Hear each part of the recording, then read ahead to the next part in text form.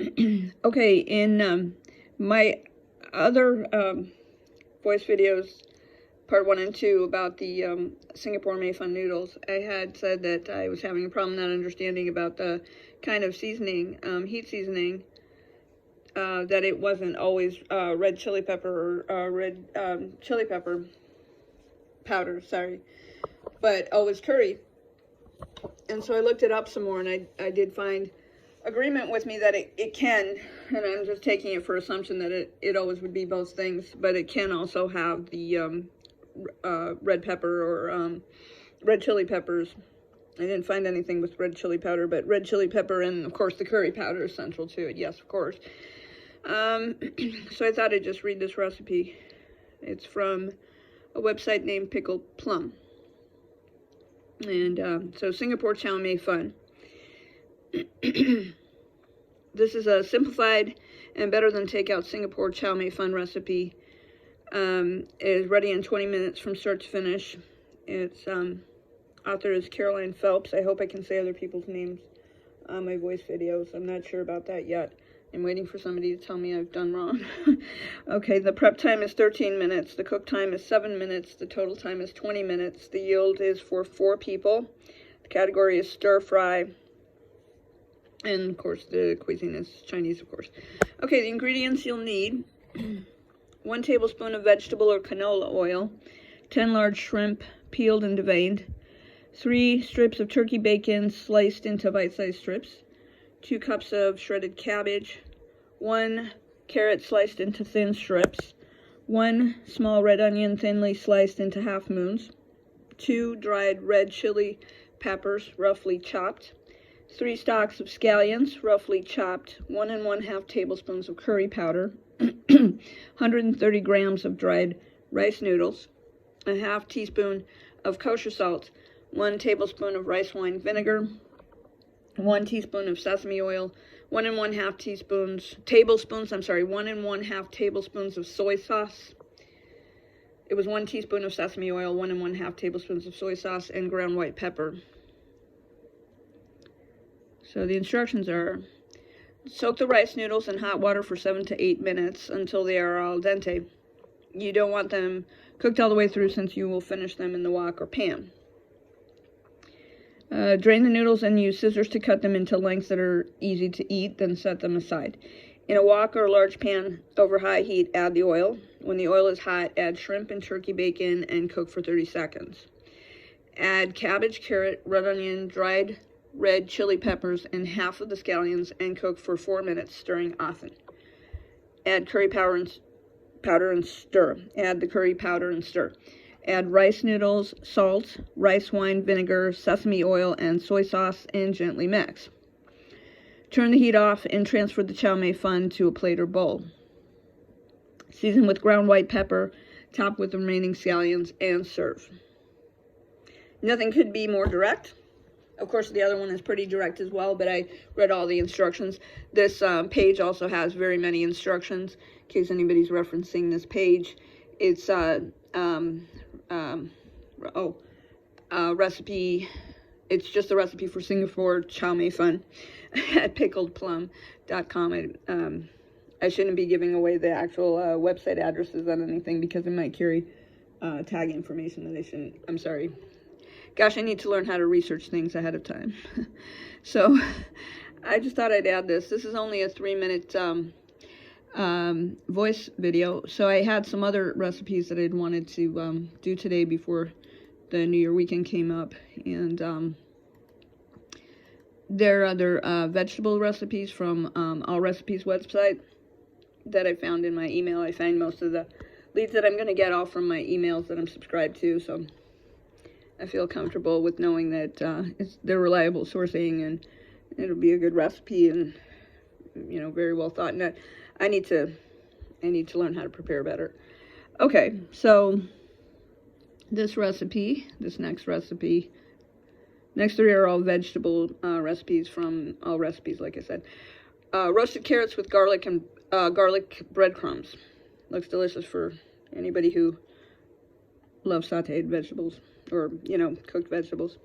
So you need 6 peeled carrots, 1/3 of a cup of orange juice, 2 tablespoons of water, 1/2 teaspoon of ground coriander, 1/4 teaspoon of salt, 1/4 teaspoon of freshly ground black pepper, 2 tablespoons of butter melted and divided, a 1/2 cup of panko breadcrumbs, 1 teaspoon of orange zest, 2 cloves of minced garlic, and chopped fresh parsley for garnish.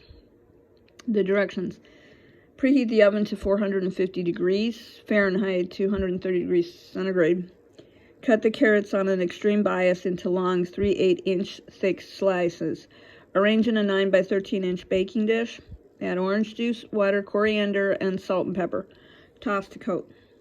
Roast until tender, 30 to 35 minutes, turning halfway through roasting time and drizzling with 1 tablespoon of melted butter and adding additional water if juices begin to scorch.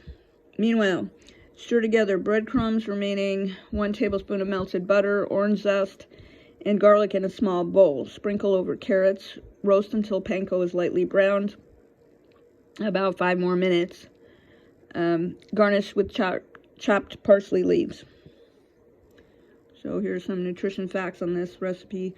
It's 119 calories per serving, 6 grams of fat, 17 grams of carbs, and 2 grams of protein.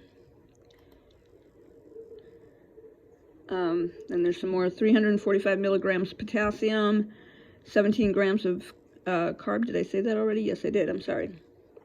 259 milligrams of sodium, 15 milligrams of cholesterol. That's about it.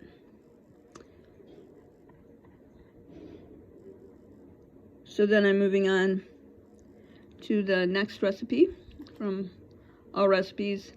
It is sauteed apple, onion, and fennel.